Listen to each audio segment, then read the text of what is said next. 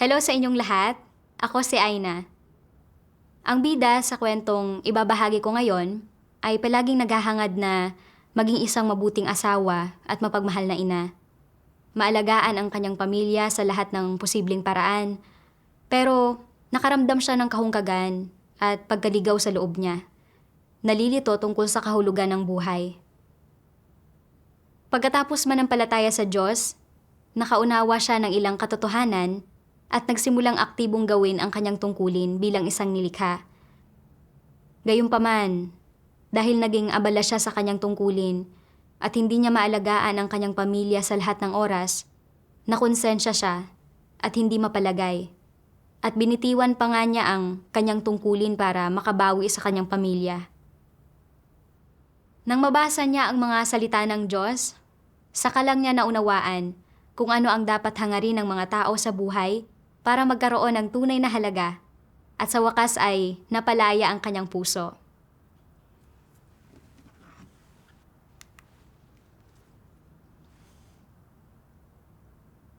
Noong ako ay nasa mga unang taon ng aking kabataan, gustong-gusto kong manood ng mga drama sa TV, nahango sa mga nobelang isinulat ni Chong Yao, kung saan ang mga bidang babae ay marangal at mabait.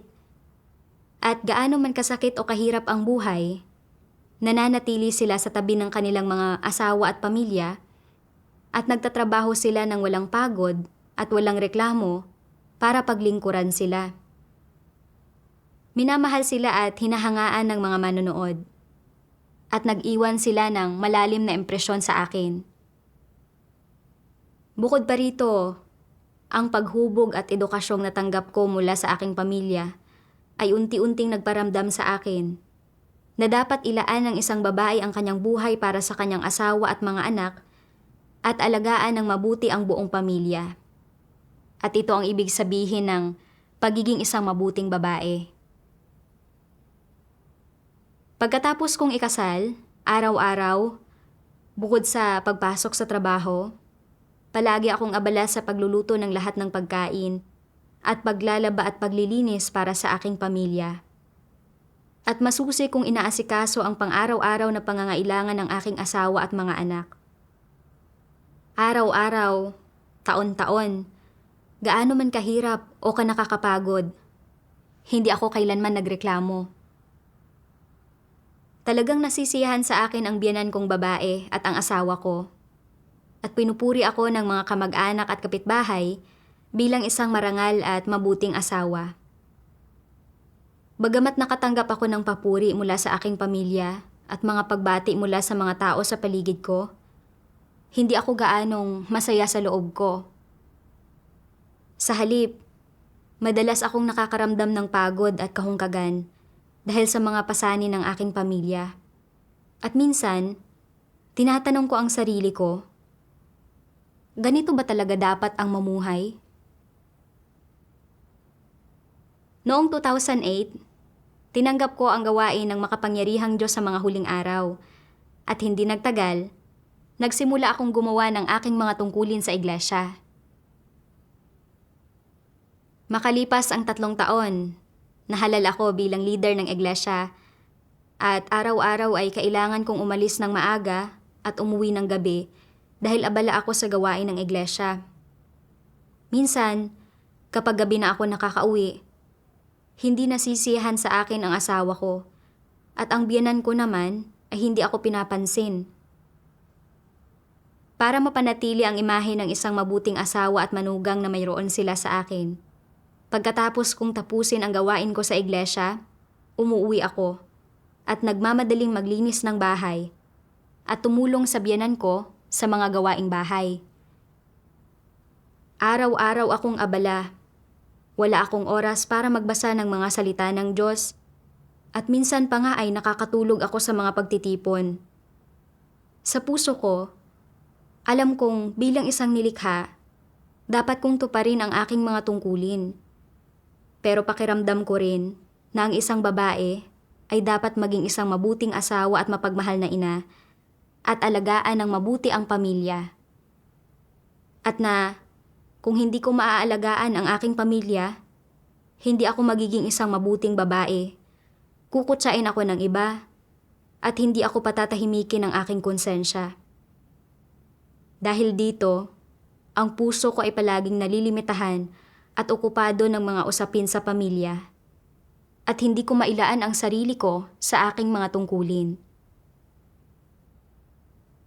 Noong panahon ng pista opisyal na National Day ng 2012, 7 araw na walang pasok ang anak ko. Ngunit sa mismong oras na iyon, inanyayahan kami ng mga nakatataas na lider para sa isang pagtitipon at may gawain sa iglesia na kailangang ipatupad. Kaya hindi ako umuwi sa loob ng 4 na araw. Bagamat nasa iglesia ako, ang isipan ko ay nasa pamilya ko. Nag-alala ako, maaalagaan kaya ng binan ko ng mabuti ang anak ko habang wala ako? Magagalit kaya ang asawa ko? Palaging hindi mapanatag ang puso ko at naapektuhan nito ang paggampan ko sa aking mga tungkulin. Pauwi sa bahay, kabadong-kabado ako at natatakot akong magagalit sa akin ang asawa ko. Pagdating ko sa bahay, gaano man ako pagalitan ng aking biyenan at asawa, nanatili akong walang imik at tahimik lang na gumawa. Dahil nakonsensya ako, dahil hindi ko natupad ang aking mga responsibilidad. Kalaunan, napanood ng asawa at biyenan ko sa telebisyon ang walang batayang mga tsismis na ikinalat ng CCP para siraan ang iglesia ng makapangyarihang Diyos. At lalo silang kumontra sa pananalig ko. Isang gabi, noong kararating ko lang sa bahay, biglang nagalit sa akin ang asawa ko. Nagbantang itatapon ang scooter ko sa ilog at gusto pa nga niyang itapon ang aking mga aklat ng mga salita ng Diyos. Desperado kong sinubukang agawin mula sa kanya ang mga aklat ng mga salita ng Diyos. At habang nag-aagawan kami, ilang beses niya akong sinampal at pinalo ang mga binti ko gamit ang hawakan ng map. Nagkunwaring walang nakita ang biyenan ko at bumalik na lang siya sa kanyang silid. Nakaramdam ako ng sobrang sakit ng kalooban. Tinatrato nila ako ng ganito dahil lang sa pananalig ko. Kalaunan, umiyak ang asawa ko at humingi ng tawad sa akin, kaya pinatawad ko siya. Inakala kong ganito lang niya ako tinrato dahil hindi ko naaalagaan ng mabuti ang pamilya. Pagkatapos niyon, maingat kong ginawa ang aking tungkulin habang sinusubukang panatilihin ang pamilya. Dahil hindi ko magawang ilagay ang puso ko sa tungkulin ko, hindi naging maganda ang bunga ng aking tungkulin. At naiwan akong sobrang pagod. Nakikita ko ang mga kapatid na nang walang mga pasanin sa pamilya, ay nagagawang ilaan ang kanilang sarili sa gawain ng iglesia ng buong puso. At labis akong nainggit. Totoong umaasa na isang araw ay magagawa ko rin ang aking tungkulin ng malaya tulad nila. Kaysaya naman noon. Noong panahong iyon, madalas akong nakikinig sa himno ng mga salita ng Diyos na pinamagatang, "Handa ka bang ibigay sa Diyos ang pagmamahal na nasa puso mo?" Sa tuwing naririnig ko ang himnong ito, naaantig ako hanggang sa punto ng pagluha. Bagamat nananampalataya ako sa Diyos at ginagawa ang aking tungkulin, ang katapatan ko ay nasa aking pamilya, asawa, at anak. Hindi ko ibinigay ang puso ko sa Diyos at hindi ko tinutupad ng maayos ang mga tungkulin ko. Kapag naiisip ko ang mga bagay na ito, hindi ako mapalagay at nakokonsensya ako. Pakiramdam ko ay para akong iginapos ng isang hindi nakikitang lubid. Nahahati sa pagitan ng tungkulin ko at ng pamilya ko at labis na nasasaktan ang puso ko. Kaya madalas akong nananalangin sa Diyos. Hinihiling sa Kanya na magbukas ng isang daan para sa akin. Kalaunan, pumunta ako sa ibang lugar para gawin ang aking tungkulin. Noong panahong iyon, determinado akong gawin ng maayos ang aking tungkulin. Pero hindi nagtagal, Natuklasan kong hindi ko kayang isantabi ang asawa at anak ko at bumalik ako sa bahay. Wala sa aking tungkulin ang puso ko at hindi nagbubunga ang aking tungkulin kaya tinanggal ako. Pagkatapos akong matanggal, labis akong naging negatibo. Pakiramdam ko ay hindi ako isang taong naghahangad sa katotohanan at nawalan ako ng determinasyong magsumikap na umangat.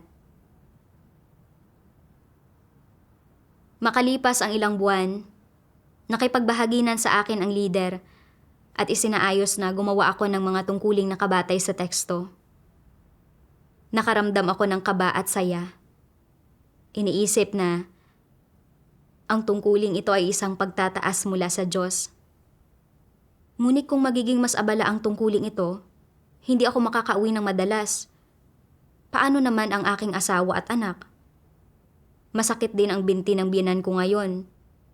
At kung hindi ako madalas nasa bahay, sino ang mag-aalaga sa kanila? Nang maisip ko ang mga bagay na ito, nawalan ako ng lakas ng loob na tanggapin ang tungkuling ito.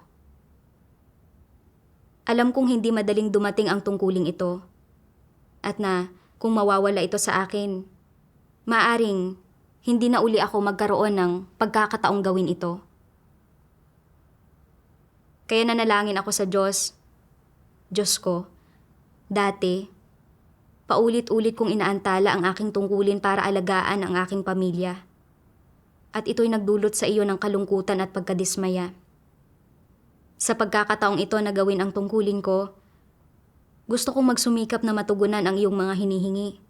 Pero napakaliit ng tayog ko. At natatakot akong hindi ko magagawang lampasan ang karanasang ito. Diyos ko, pakiusap. Akayin mo ako at bigyan ng pananalig at lakas. Pagkatapos niyon, napakinggan ko ang himno ng mga salita ng Diyos na gusto ng Diyos, yaong may pagpapasya.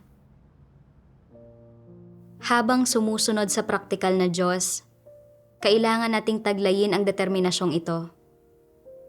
Gaano man katindi ang mga kapaligirang hinaharap natin, o anumang uri ng mga paghihirap ang hinaharap natin, at gaano man tayo kahina o kanegatibo, hindi tayo maaaring mawala ng pananalig sa ating pagbabago sa disposisyon o sa mga salitang binigkas ng Diyos.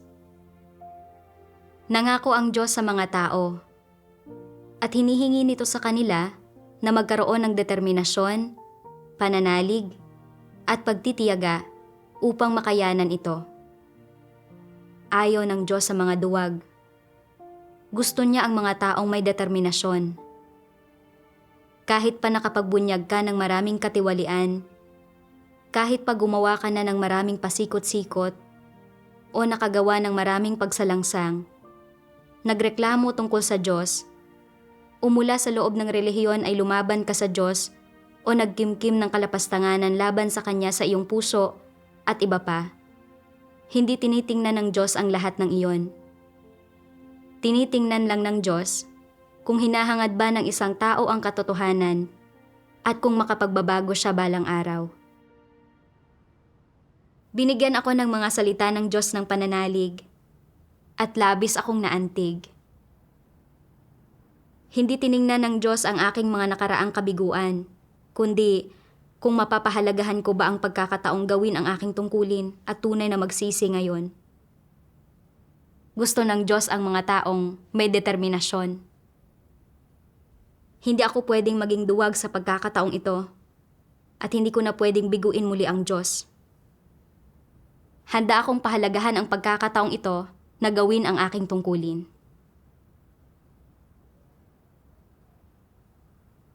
Pagkatapos kong akuin ang mga tungkuling nakabatay sa teksto, naghanap ako ng mga kaugnay na salita ng Diyos batay sa aking kalagayan.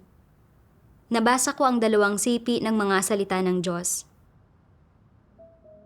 Ang mga taong nabubuhay sa tunay na lipunang ito ay ginawa ng lubos na tiwali ni Satanas. Sila man ay nakapag-aral o hindi, marami sa tradisyonal na kultura ang nakatanim na sa mga kaisipan at pananaw ng mga tao. Sa partikular, Kinakailangan ng mga babae na asikasuhin ang kanilang mga asawa at palakihin ang kanilang mga anak, na maging isang mabuting asawa at mapagmahal na ina. Inilalaan ang buong buhay nila sa kanilang mga asawa at anak at nabubuhay para sa kanila. Tinitiyak na ang pamilya ay may kumpletong makakain 3 beses sa isang araw at ginagawa ang paglalaba, paglilinis, at lahat ng gawaing bahay ng maayos. Ito ang tinatanggap na pamantayan ng pagiging isang mabuting asawa at mapagmahal na ina. Iniisip din ng bawat babae na ganito dapat gawin ang mga bagay-bagay at na kung hindi niya ito gagawin ay hindi siya isang mabuting babae at nilabag niya ang konsensya at ang mga pamantayan ng moralidad. Magiging mabigat sa konsensya ng ilang tao ang paglabag sa mga pamantayan ng moralidad na ito. Mararamdaman nilang binigo nila ang kanilang mga asawa at anak at na hindi sila mabubuting babae. Ngunit pagkatapos mong manampalataya sa Diyos, makapagbasa ng maraming salita niya, maintindihan ang ilang katotohanan at makilatis ang ilang bagay, ay iisipin mo, ako ay isang nilikha at dapat kong gampanan ang aking tungkulin bilang nilikha at gugulin ang sarili ko para sa Diyos. Sa oras na ito, mayroon bang hindi pagkakatugma sa pagitan ng pagiging isang mabuting asawa at mapagmahal na ina at sa paggampan mo ng iyong tungkulin bilang isang nilikha? Kung nais mong maging isang mabuting asawa at mapagmahal na ina, hindi mo magagawa ang tungkulin mo ng buong oras. Ngunit kung nais mong gawin ang tungkulin mo ng buong oras, hindi ka maaaring maging isang mabuting asawa at mapagmahal na ina. Ano ang gagawin mo ngayon? Kung pipiliin mong gawin ang tungkulin mo ng maayos at maging responsable para sa gawain ng iglesia at maging deboto sa Diyos, dapat mong isuko ang pagiging isang mabuting asawa at mapagmahal na ina. Ano nang iisipin mo ngayon? Anong uri ng salungatan ang lilitaw sa isip mo? Mararamdaman mo bang tila binigo mo ang iyong mga anak, ang iyong asawa? Saan ang gagaling ang damdaming ito ng pagkakasala at pagkabalisa? Kapag hindi mo ginagampanan ang tungkulin ng isang nilikha, nararamdaman mo bang tila binigo mo ang Diyos? Wala kang pagkaramdam ng pagkakasala o pagsisisi dahil sa puso at isip mo ay wala ni katiting na bahid ng katotohanan. Kaya, anong naiintindihan mo? Ang tradisyonal na kultura at ang pagiging isang mabuting asawa at mapagmahal na ina. Kaya ang kuro-kuro na, kung hindi ako isang mabuting asawa at mapagmahal na ina, hindi ako isang mabuti o desenteng babae, ay lilitaw sa isip mo. Ikaw ay gagapusin at pipigilan ng kuro-kurong ito mula sa puntong iyon, at mananatili kang gapos ng ganitong uri ng mga kuro-kuro kahit pagkatapos mong manampalataya sa Diyos at gawin ang tungkulin mo. Kapag mayroong hindi pagkakatugma sa pagitan ng paggawa mo sa tungkulin mo at ng pagiging isang mabuting asawa at mapagmahal na ina, bagamat maaaring piliin mo ng may pag-aatubili na gawin ang tungkulin mo, nang marahil ay nagpapakita ng kaunting debosyon sa Diyos, magkakaroon pa rin ng pagkaramdam ng pagkabalisa at pagsisisi sa puso mo. Kaya naman, kapag mayroon kang kaunting bakanteng oras habang ginagawa mo ang tungkulin mo, maghahanap ka ng mga pagkakataon upang alagaan ang iyong mga anak at asawa. Higit pang ninanais na bumawi sa kanila at iisipin mo na ayos lang kahit na kailanganin mo pang lalong magdusa, basta't mayroon kang kapayapaan ng isip. Hindi ba't ito ay idinulot ng impluwensya ng mga ideya at teorya ng tradisyonal na kultura tungkol sa pagiging isang mabuting asawa at mapagmahal na ina? Ano ang ibig sabihin ng Diyos nang sabihin niyang, Diyos ang pinagmula ng buhay ng tao? Ito ay para mapagtanto ng lahat na ang buhay natin at kaluluwa ay nagmula lahat sa Diyos at nilikha niya. Ang mga ito ay hindi mula sa mga magulang natin at lalong hindi mula sa kalikasan, kundi ipinagkaloob sa atin ng Diyos. Sadya lang na ang laman natin ang isinilang ng mga magulang natin at ang mga anak natin ay isinilang natin. Gayunpaman, ang mga kapalaran nila ay ganap na nasa kamay ng Diyos. Na tayo ay nakakapanalig sa Diyos ay isang oportunidad na ipinagkaloob niya. Ito ay itinakda niya at biyaya niya. Kaya, hindi mo na kailangang tuparin pa ang obligasyon o responsibilidad mo sa kahit kanino man. Dapat mo lang tuparin ang tungkulin sa Diyos na nararapat mong tuparin bilang isang nilikha. Ito ang dapat gawin ng mga tao higit sa ano paman. Ito ang pangunahing bagay at pangunahing usapin na pinakanararapat na tapusin ng mga tao sa buhay nila. Kung hindi mo ginagampanan ng maayos ang tungkulin mo, hindi ka isang nilikhang pasok sa pamantayan. Sa mata ng ibang tao, maaaring isa kang mabuting asawa at mapagmahal na ina. Isang napakahusay na may bahay, isang anak na may paggalang sa magulang, at isang kagalang-galang na miyembro ng lipunan. Ngunit sa harap ng Diyos, ikaw ay isang naghihimagsik laban sa Kanya, isang hindi tumupad sa mga obligasyon o tungkulin niya sa anumang paraan, isang tumanggap ngunit hindi tumapo sa atas ng Diyos, isang sumuko sa kalagitnaan. Maaari bang makamit ng isang gaya nito ang pagsang-ayon ng Diyos? Ang mga taong tulad nito ay walang halaga. Ipinaunawa sa akin ng mga salita ng Diyos na palagi kong pinaniniwalaan na ang isang babae ay dapat mag-asikaso sa kanyang asawa, magpalaki ng mga anak, at maging isang mabuting asawa at mapagmahal na ina. Ang mga ideya at pananaw na ito ay mula kay Satanas. Itinatanim ni Satanas sa mga tao ang pananaw na dapat gugulin ng isang babae ang kanyang buhay sa bahay, paglingkuran ang kanyang pamilya, at paikutin ang kanyang buhay sa kanyang asawa at mga anak, at kung hindi niya sila aalagaan ng mabuti, hindi siya isang mabuting babae. Namumuhay pala ako ayon sa ideya at pananaw na ito. At bagamat alam na alam kong ang pananampalataya sa Diyos at paggawa ng tungkulin ay ganap na likas at may katwiran, at kung ano ang dapat gawin ng isang lilikha, habang ginagawa ang aking tungkulin, palagi ko pa ring iniisip ang lahat ng bagay sa bahay. Sa tuwing may kaunti akong libreng oras, nagiging abala ako sa mga usapin sa pamilya, at maging ang oras ko para sa mga devosyonal at sa pagbabasa ng mga salita ng Diyos ay isinakripisyo ko rin. Wala akong pasanin para sa aking tungkulin, at naantala ko ang gawain ng iglesia. Bagamat tila ginagawa ko ang aking tungkulin, sa puso ko, iniisip ko ang pang-araw-araw na pamumuhay ng aking asawa at anak, at kung may nagawa akong kahit kaunting mali, at nakita kong hindi masaya ang asawa ko, pakiramdam ko ay hindi ko natupad ang aking mga responsibilidad. Kahit sinaktan ako at pinagalitan ng asawa ko, at gustong itapon ang mga aklat ko ng mga salita ng Diyos, at kahit kinukutsa ako at pinagagalitan ng biyenan ko, hindi ko sila kinamuhian. Sa halip, pakiramdam ko ay nabibigo akong tuparin ang aking mga responsibilidad at hindi ako isang mabuting asawa at mapagmahal na ina.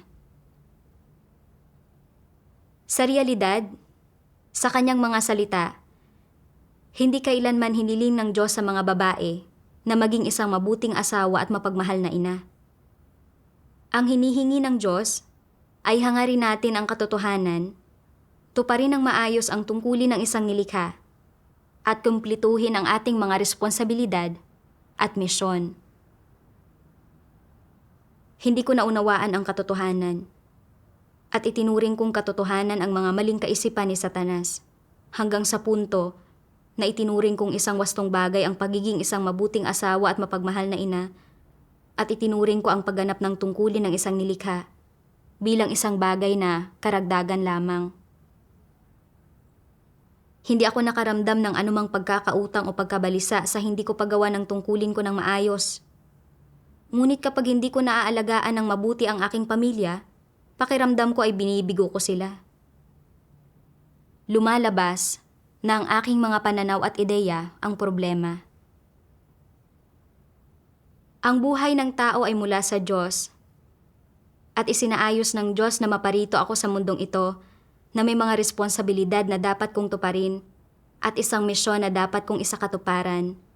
Hindi para mamuhay para sa aking pamilya o mga kamag-anak.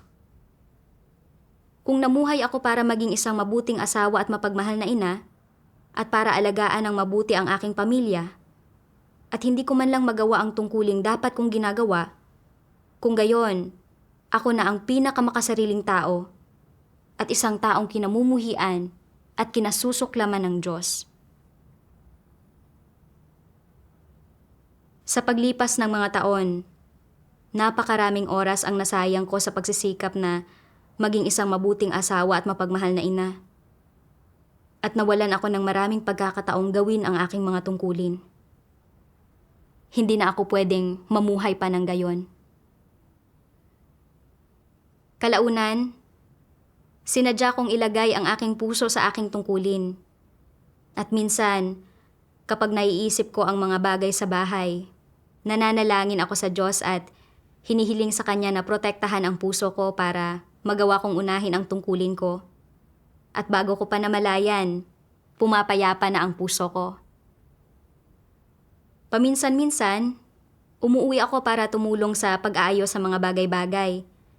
At anuman ang sabihin ng aking asawa o biyenan, hindi na gaanong nalilimitahan ang puso ko. Noong Hunyo 2015, umalis ako para gawin ang aking tungkulin sa ibang lugar. Dati, kapag ginagawa ko ang tungkulin ko sa aking bayan, nakakauwi pa ako pagkatapos ng ilang panahon. Ngunit sa pagkakataong ito, ilang buwan na akong hindi nakakabalik. Habang unti-unting lumalamig ang panahon, nagsimula na naman akong mag-alala. Kumusta na kaya ang asawa ko at ang anak ko? Maayos kaya ang kalusugan ng mga magulang ko? Sa pag-iisip ng mga bagay na ito, hindi na naman ako mapalagay at gusto ko nang bumalik sa aking bayan para gawin ang tungkulin ko. Napagtanto kong hindi tama ang ganitong pag-iisip. Kaya nanalangin ako sa Diyos. Hinihiling sa Kanya na protektahan ang aking puso. Kalaunan, nabasa ko ang mga salita ng Diyos. Dapat ninyong hangarin ang lahat ng bagay na maganda at mabuti, at dapat ninyong matamo ang realidad ng lahat ng positibong bagay. Higit pa rito, dapat kayong maging responsable para sa inyong buhay, at hindi ninyo dapat ito ipagwalang bahala. Pumaparito sa lupa ang mga tao, at bihirang ako ay matagpuan, at bihira ding magkaroon ng oportunidad na hanapin at matamo ang katotohanan. Bakit hindi ninyo pahalagahan ang magandang panahong ito bilang tamang landas na hahangarin sa buhay na ito? At bakit ninyo binabaliwala palagi ang katotohanan at katarungan? Bakit ninyo palaging niyuyurakan at sinisira ang inyong sarili para sa kasamaan at karumihang nilalaro ang mga tao? Talagang binigyang inspirasyon ako ng mga salita ng Diyos at binigyan rin ako nito ng tamang layon sa buhay. Ang katunayang nagawa kong tanggapin ang gawain ng Diyos sa mga huling araw at nagkaroon ako ng pagkakataong gawin ang tungkulin ko sa pagpapalaganap ng Ebanghelyo ay isang pagpapala sa akin. At higit pa rito, pagtataas sa akin ng Diyos. Naisip ko kung paanong ginugol ni Pedro ang kanyang buhay sa paghahangad na makilala at mahalin ang Diyos. Nang ipagkatiwala sa kanya ng Diyos ang pagpapastol sa kawan, naramdaman niya ang pagmamahal at tiwala ng Diyos sa kanya. At lalo pa siyang naging handang hangarin ang katotohanan at ibigay ang lahat para bigyang kasiyahan ang Diyos. Sa huli, ipinako siya ng patiwarik sa krus para sa Diyos at nagbigay siya ng matunog na patotoo at natamo ang pagsang-ayon ng Diyos. Ang buhay ni Pedro ang pinakamakabuluhan. Ngayon ang pinakamahalagang panahon para sa pagpapalaganap ng Ebanghelyo. At kailangan kong tularan ang halimbawa ni Pedro. Pahalagahan ang aking pagkakataong gawin ang aking tungkulin ilaan ang lahat ng aking lakas sa paghahangad ng katotohanan at tuparin ang aking tungkulin para sa pagpapalaganap ng ebanghelyo ng kaharian. Pagkatapos niyon, hindi na ako gaanong nalilimitahan ng mga usapin sa pamilya sa paggawa ng aking tungkulin at mas gumaan na ang pakiramdam ko. Kalaunan, nabasa ko pa ang mga pinakabagong salita ng Diyos at nagkaroon ako ng karagdagang kabatiran sa mga tradisyonal na kultural na ideya tungkol sa mararangal na babae at mabubuting asawa at mga mapagmahal na ina. Gusto ng mga taga-silangan na palaging maging maayos ang pag-uugali ng mga babae para katawanin ang 3 pagsunod at 4 na bertud na maging maalaga at mayumi. Para sa anong layunin? Para madali silang makontrol. Ito ay isang nakakapinsalang ideolohiya na lumago mula sa tradisyonal na kultura ng silangan at talagang nakakasama ito sa mga tao, na sa huli ay nagdudulot sa mga babae na mamuhay ng walang direksyon o mga sariling ideya. Hindi alam ng mga babaeng ito kung ano ang dapat nilang gawin, kung paano ito gagawin, o kung anong mga pagkilos ang tama o mali. Iniaalay pa nga nila ang kanilang buhay sa kanilang mga pamilya, subalit pakiramdam pa rin nila ay hindi sapat ang kanilang nagawa. Hindi ba't ito ay isang uri ng pinsala sa mga babae? Oo, ito nga. Hindi man lang sila lumalaban kapag inaalis ang kanilang mga sariling karapatan, ang mga karapatang dapat nilang tinatamasa. Bakit hindi sila lumalaban? Sinasabi nilang, mali ang lumaban, hindi ito mabuti. Tingnan mo si ganito at ganyan, higit na mas mahusay sila kaysa sa akin at nagdusa ng mas higit pa. Subalit hindi sila nagrereklamo. Bakit sila mag-iisip ng ganito? Naimpluwensyahan sila ng tradisyonal na kultural na pag-iisip. Itong tradisyonal na kulturang ito ang nag-ugat ng malalim sa kalooban nila at nagdulot sa kanila ng matinding pagdurusa. Paano nila nagagawang matiis ang ganitong uri ng pagdurusa? Alam na alam nilang masakit ang ganitong uri ng pagdurusa na nagdudulot ito sa kanila ng pakiramdam ng walang magawa at nagpapasakit sa kanilang puso. Kaya paano pa rin nila ito natatanggap? Ano ang objektibong dahilan? Na ito ang kanilang kalagayang panlipunan, kaya hindi sila makalaya, kundi mababang loob lang na tinatanggap ito. Ganito rin ang subjektibo nilang nararamdaman. Hindi nila nauunawaan ang katotohanan o kung paano dapat mabuhay ng may dignidad ang mga babae o ang tamang paraan ng pamumuhay ng mga babae. Walang nagsabi sa kanila ng mga ganitong bagay. Sa pagkakaalam nila, ano ang pamantayan para sa sariling asal at mga kilos ng mga babae? Tradisyonal na kultura.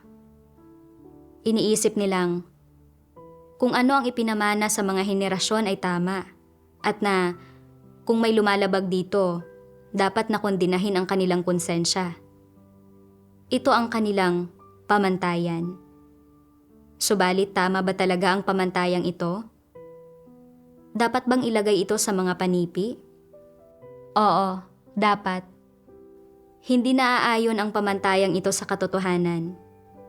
Gaano man kaaprobado o pinapaboran ang pag-uugali ng isang tao sa ilalim ng pagkontrol ng ganitong uri ng pag-iisip at pananaw, isa ba talaga itong pamantayan? Hindi, dahil labag ito sa katotohanan at pagkatao. Sa loob ng mahabang panahon, kinailangang alagaan ng mga babae sa silangan ang buo nilang pamilya. At naging responsable sila sa lahat ng maliit na walang kwentang usapin. Patas ba ito? Hindi. Hindi ito patas. Kung gayon, paano nila ito natitiis? Dahil nakatali sila sa ganitong uri ng pag-iisip at pananaw. Ang kakayahan nilang tiisin ito ay nagpapahiwatig na sa kaibuturan, 80% silang sigurado na ito ang tamang bagay na gawin at na kung magtitiis lang sila, matutugunan nila ang mga pamantayan ng tradisyonal na kultura.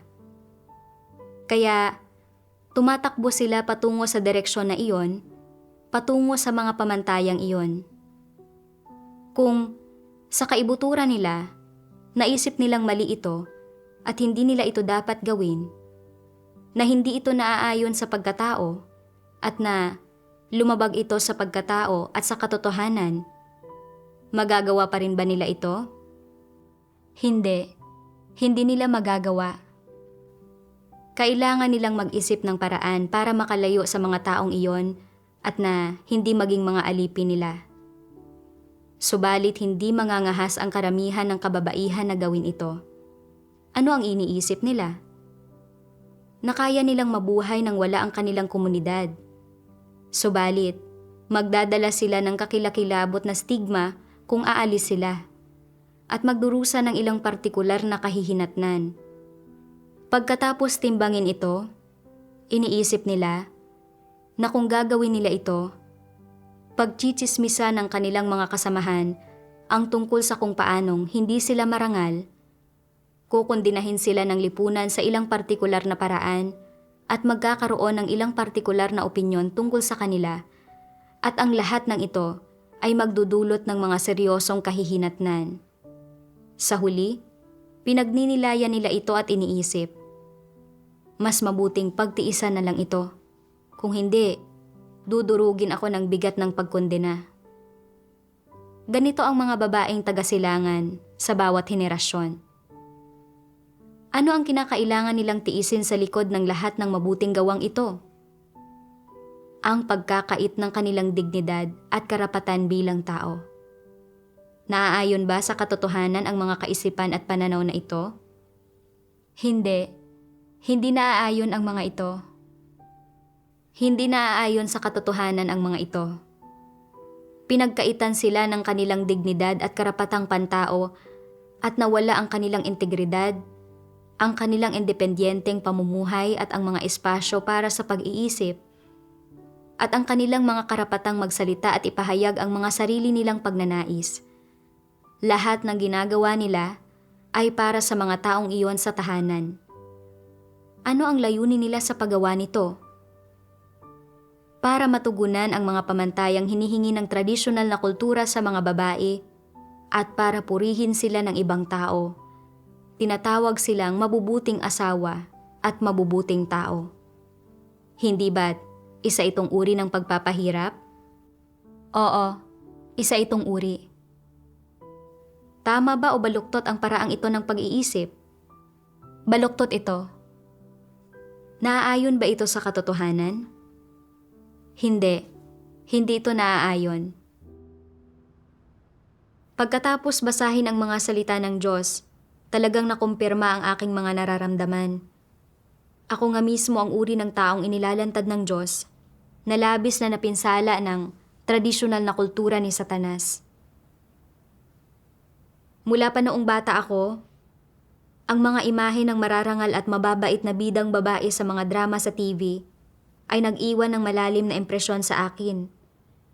Kaakibat ng pagtuturo ng mga magulang ko at ng paghubog ng mga pananaw mula sa lipunan, ang aking mga kaisipan ay tuluyan ng nakulong.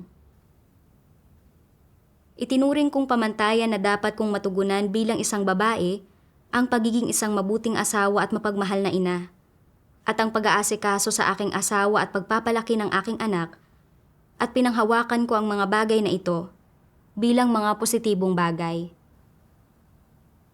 Ginugol ko ang aking mga araw sa pagiging sunod-sunuran sa pag-aalaga sa aking asawa at pamilya. Nabubuhay lang para asikasuhin ang araw-araw na pamumuhay ng mga kapamilya ko at namuhay akong walang anumang integridad at dignidad. Gayunman, iniisip kong may dangal ito. Sa paglipas ng mga taon, para mapanatili ang aking imahe bilang isang mabuting babae, kahit na narinig ko ang mga salita ng Diyos at alam kong katotohanan ang mga iyon, hindi ako nangahas na buong tapang na hangarin ang mga ito. Kahit na sinubukan kong gawin ang aking tungkulin, palaging nasa ilalim ito ng kondisyon na hindi makakaabala sa buhay ng aking pamilya. At sa sandaling hindi ko naaalagaan ng mabuti ang aking pamilya, nagsisimula akong hindi mapalagay. Iniisip kong binigo ko sila. At nagmamadali akong mag-isip ng mga paraan para makabawi sa kanila. Para sa akin, mas gugustuhin ko pang iwanan ang aking mga tungkulin kaysa hindi sila alagaan. Sa realidad, parehong nasa hustong gulang ang asawa ko at ang biyenan ko. At sa puntong ito, nasa junior high na ang anak ko. Kaya may lubos silang kakayahang alagaan ang kanilang sarili. Ngunit nag-aalala pa rin ako. At palagi kong nararamdamang mali na hindi ko sila alagaan. Paulit-ulit kong isinasantabi ang gawain ng iglesia at isinasantabi ko ang buhay pagpasok ng mga kapatid ko.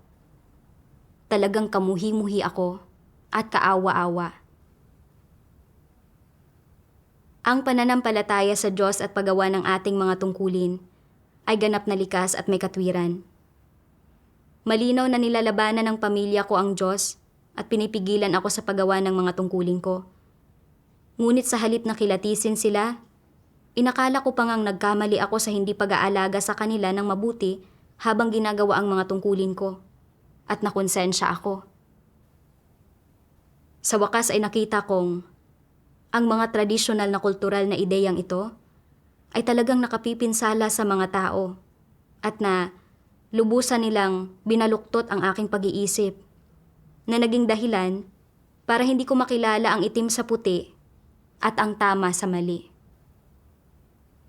Ginagamit ni Satanas ang mga tradisyonal na kultural na ideya ng pagiging isang mabuting asawa at mapagmahal na ina at ang 3 pagsunod at 4 na bertud para iligaw tayo, na nagiging sanhi ng ating paniniwala na dapat tanggapin ng mga babae ang isang mababang posisyon sa pamilya at mamuhay na parang mga alipin ng iba. Sa gayon ay inaalis sa mga babae ang kanilang malayang kalooban at karapatang umiral. Isa itong paraan ng pagkontrol at pagyurak sa mga babae.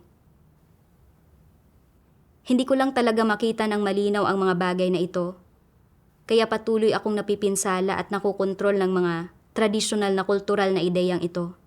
At kaya paulit-ulit kong naaantala ang aking mga tungkulin, nawawalan ng determinasyong hangarin ang katotohanan, hindi ko nagagawa ang mga tungkuling dapat kong ginagawa, at namuhay akong walang anumang integridad at dignidad.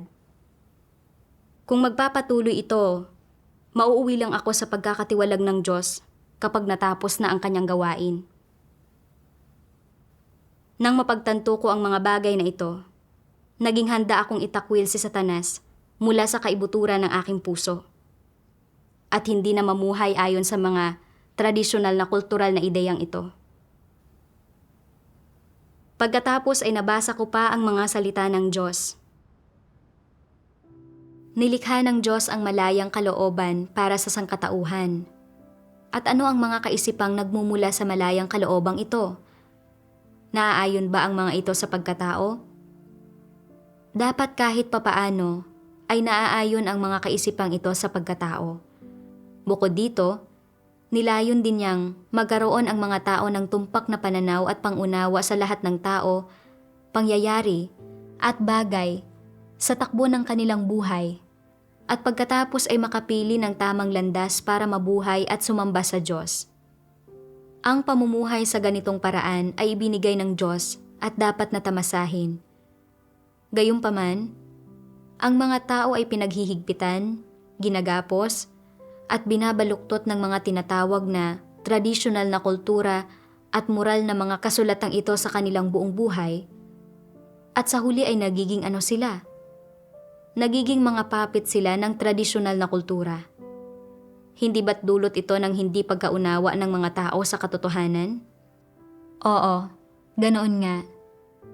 Pipiliin ninyo bang tahakin ang landas na ito sa hinaharap? Hindi. Hindi ko pipiliin.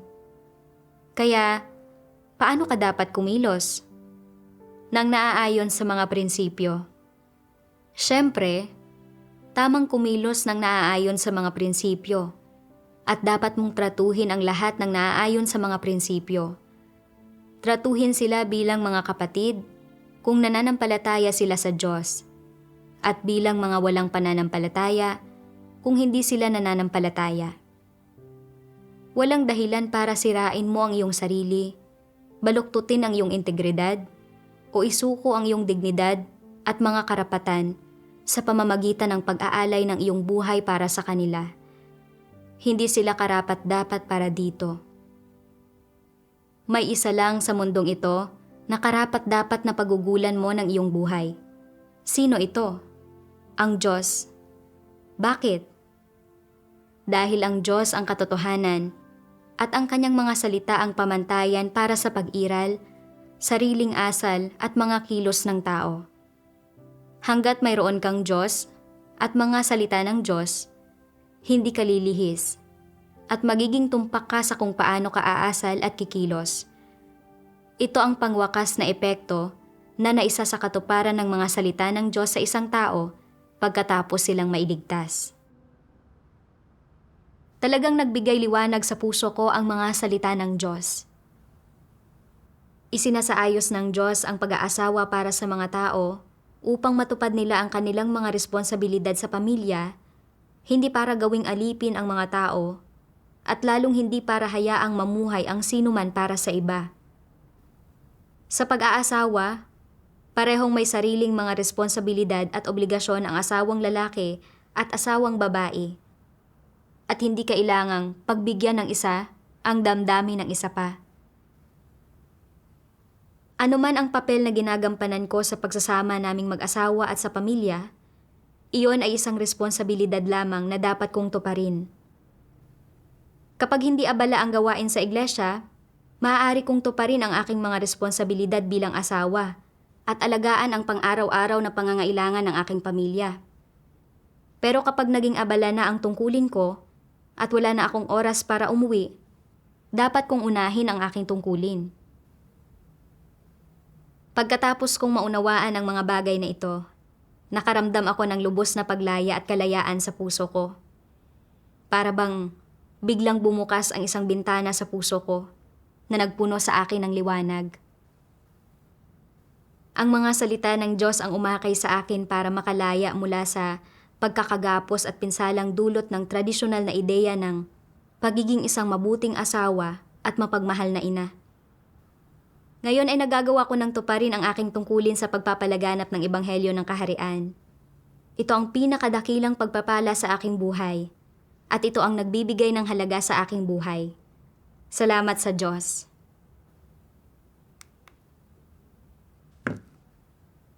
Sa pamamagitan ng karanasan ng bida, naunawaan ko, ng pamilyang ating sinilangan ay isinaayos ng Diyos. Pero hindi ito ang ating hantungan. Ang pamilya ay isa lamang kapaligirang isinasaayos ng Diyos para tayo ay lumago at maranasan ang buhay. Lahat tayo ay nilikha ng Diyos at Siya ang nagbigay sa atin ng buhay. Tama at nararapat na gawin natin ang ating mga tungkulin sa harap ng Diyos. Ito ang pinakamahalaga. Maraming salamat sa inyong panonood. Hanggang sa muli.